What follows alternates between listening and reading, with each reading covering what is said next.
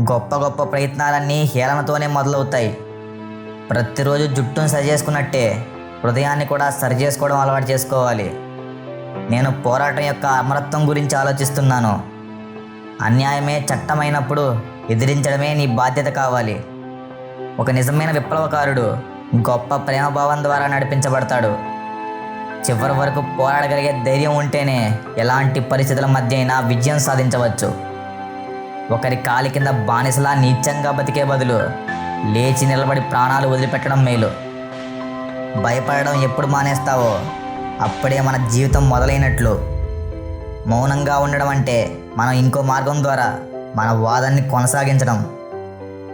నీలో నువ్వు ప్రశాంతతను కలిగి ఉండకపోతే మరెక్కడా దాన్ని పొందలేవు.